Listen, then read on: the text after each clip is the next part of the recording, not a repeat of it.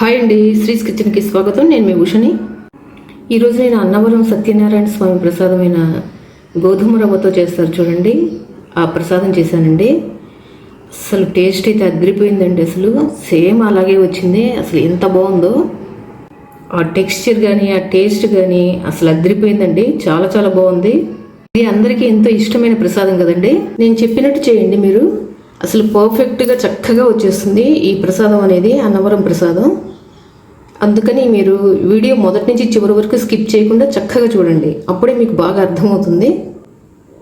నేను ష్యూర్గా చెప్పగలను, అంత పర్ఫెక్ట్గా వచ్చేస్తుంది ఈ ప్రసాదం అనేది. మీకు చూస్తుంటేనే అర్థమవుతుంది కదా అసలు చక్కగా కుదిరింది, బాగుంది అని. దానికోసం ఒక చిన్న గ్లాస్ తోటి నేను గోధుమ రవ్వ తీసుకుంటున్నాను. ఇది ఎర్ర గోధుమ రవ్వ అండి, ఇది తీసుకుంటేనే బాగుంటుంది. ఇదిగోండి, ఇది మామూలు గోధుమ రవ్వ, ఇది ఎల్లో కలర్లో ఉంటుంది చూసారా. ఇది కాదు, ఇది తీసుకోవద్దు, ఈ ఎర్ర గోధుమ రవ్వ తీసుకోండి. దీనికి తేడా చూసారా, ఇది ఎర్రగా ఉంటుంది, ఇది ఎల్లో కలర్లో ఉంటుంది, ఇలా ఉంటుంది.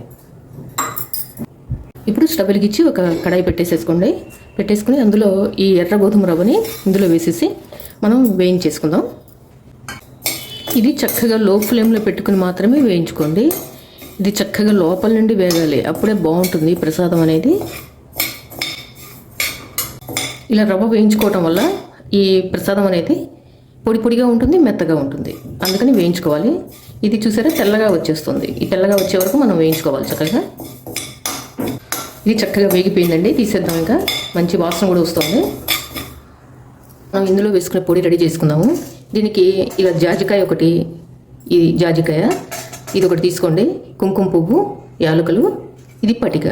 ఈ పటిక అంటే ఇది మామూలుగా పటిక బెల్లం కాదు, మనం ఇది వాటర్ ప్యూరిఫై చేయడానికి వాడతారు. ఇది నీళ్ళలో వేస్తే నీళ్లు నీట్గా అయిపోతాయి అన్నమాట. అందులో ఉన్న మలినాలు అన్నీ పోతాయి, అందుకు వాడతారు ఈ పటిక అనేది. ఇంటి ముందు దిష్టి తీయడానికి కూడా కడతారు. ఇది కావాలి మనకి, ఈ పటిక అనేది.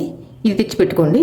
చిన్న ముక్క వేసుకుని మనం దంచుకోవాలి. ఇది వేయటం వల్లే మనకి ఈ అన్నవరం ప్రసాదం అనేది అంత చక్కగా స్మూత్గా, సాఫ్ట్గా, మెత్తగా ఎంతసేపు ఉన్నా సరే అలాగే ఉంటుంది, గట్టి పడకుండా. దీనివల్ల ఇది కంపల్సరీగా వేసుకోవాలి. ఇది తెచ్చి పెట్టుకోండి. ఇదిగోండి, ఇది పటిక అంటే ఇది పచ్చడి షాపుల్లో కూడా దొరుకుతుంది బయట. ఇది తెచ్చి పెట్టుకోండి. ఇది చిన్న ముక్క, మనం ఇవన్నీ కలిపి దంచుకుందాం. ఇంత పెద్ద కాయ మొత్తం అవసరం లేదు, ఇందులో చిన్న ముక్క తీసుకుని దంచుకోవాలి అంతే. మనం చేసుకునే క్వాంటిటీని బట్టి ఇప్పుడు రెడీ చేసుకోండి మీరు. ఇలా రెడీ చేసి పెట్టుకోవాలి. ఈ పౌడర్ అనేది యాలకుల పొడి విడిగా గ్రైండ్ చేసి ఉందండి నా దగ్గర, అందుకని యాలకులు వేయలేదు అందులో. ఈ యాలకుల పొడి వేసేస్తాను. మనం 1 కప్పు గోధుమ రవ్వ తీసుకున్నాం కదండి, 1 కప్పు గోధుమ రవ్వకి 1 కప్పు పంచదార, 1 కప్పు బెల్లం తీసుకోవాలి ఈ అన్నవరం ప్రసాదానికి. ఈ తాటి బెల్లం తీసుకుంటే ఆ టేస్ట్ అనేది బాగుంటుంది, సేమ్ అలాగే వస్తుంది, అందుకని తాటి బెల్లం తీసుకోండి. తాటి బెల్లం లేకపోతే ఇంకా మామూలు బెల్లం తీసేసుకోండి. నేనైతే ఇది తాటి బెల్లం ఇప్పుడు తురిమి రెడీగా పెట్టుకోండి, అన్నీ మొత్తం తురిమి పెట్టేసేసుకోండి.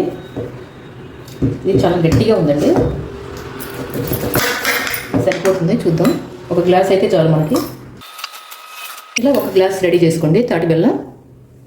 ఇది లేకపోతే మామూలు బెల్లం అయినా రెడీ చేసుకోండి. ఇప్పుడు ఇదే బాండీలో మనం 1 కప్పు గోధుమ రవ్వకి 3 కప్పులు నీళ్ళు పోసుకోవాలి.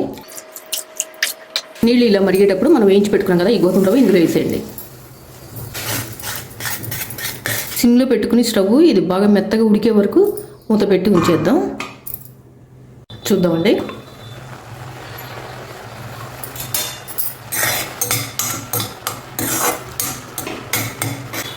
ఇది పట్టుకుని చూడండి కొంచెం. ఇది మెత్తగా ఉడికింది, మరీ మెత్తగా కాదు, చక్కగా ఉడికింది, పలుకులాగా ఉంది కానీ మెత్తగా ఉడికింది. ఇలా ఉన్నప్పుడు ఒక కప్పు, ఏ గ్లాస్తో అయితే మనం గోధుమ రవ్వ తీసుకున్నామో అదే గ్లాస్తో షుగర్ వేసేయండి ఇందులో. ఈ షుగర్ వేయగానే కొంచెం లూజ్ అవుతుంది.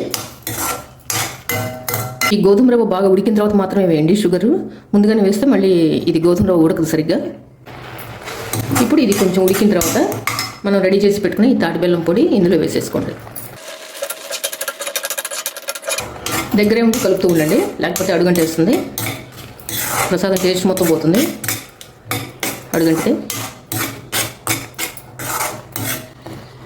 ఇప్పుడు మనం అందులోకి 1 గ్లాస్ నెయ్యి, ఏ కప్పుతో అయితే మనం తీసుకున్నామో గోధుమ రవ్వ అదే గ్లాస్ తోటి మనం కొంచెం నెయ్యి వేసేసుకుందాం ఇందులో. చివరిలో మళ్ళీ కొంచెం వేసుకుందాం, కొంచెం ఉంచాను. మనం దంచి పెట్టుకున్నాం కదా ఈ పొడి ఇందులో వేసేసుకోండి. కొంచెం యాలకుల పొడి కూడా వేసేసుకోండి.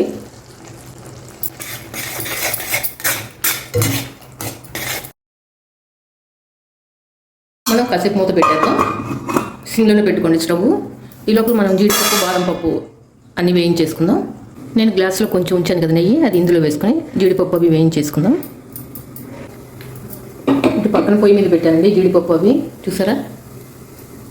ఇదిగోండి, వేరే పొయ్యి మీద పెట్టేశాను. ఇది ఒకసారి చూద్దామండి.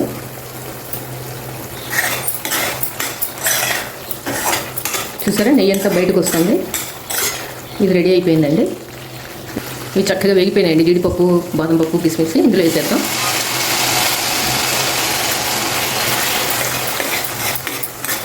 జీడిపప్పు, బాదం పప్పు అవి వేసినా వేయకపోయినా పర్లేదండి, వేగిపోయినా బాగుంటుంది. ఇది వేస్తే చూడటానికి బాగుంటుంది, ఎక్స్ట్రా టేస్ట్ వస్తుంది. ఇదిగోండి, చూసాను బాగా దగ్గరకు వచ్చేసింది. ప్యాన్ నుంచి విడిపోతుంది కదా, నెయ్యి అంతా బయటకు వచ్చేసింది. కొంచెం పొంగుతున్నట్టుగా వస్తుంది, చూసారా? ఇలా ఉన్నప్పుడు ఇంకా ఆఫ్ చేసేద్దాం మనం. కాసేపటికి గట్టిగా అవుతుంది కొంచెం. ఇంకా ఆఫ్ చేసేస్తున్నాను స్టవ్.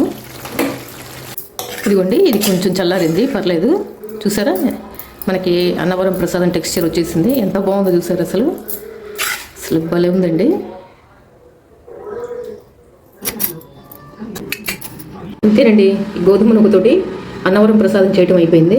టేస్ట్ అయితే అద్దరిపోయిందండి, అసలు చాలా చాలా బాగుంది. మీరు కూడా ఒక్కసారి నేను చెప్పినట్టు ట్రై చేయండి. ట్రై చేసి ఎలా వచ్చిందో నాకు కమెంట్ సెక్షన్లో కామెంట్ చేయండి. ఈ వీడియో మీకు నచ్చినట్లయితే లైక్ చేయండి, షేర్ చేయండి మీ ఫ్రెండ్స్ అందరికీ, రిలేటివ్స్ అందరికీ. మరిన్ని వీడియోస్ కోసం నా ఛానల్ సబ్స్క్రైబ్ చేసుకోండి. Thanks for watching. బాయ్ అండి. కొత్తగా నా ఛానల్లో చూసినట్లయితే తప్పకుండా సబ్స్క్రైబ్ చేసుకోండి.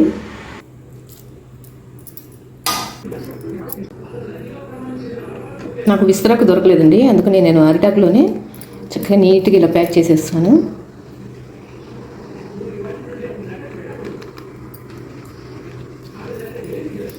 చూసారా, ఇప్పుడు మనం ఇలా అన్నవరం ప్రసాదం ఎలా అయితే ప్యాకెట్ ఓపెన్ చేసి తింటామో అలా తిందాం.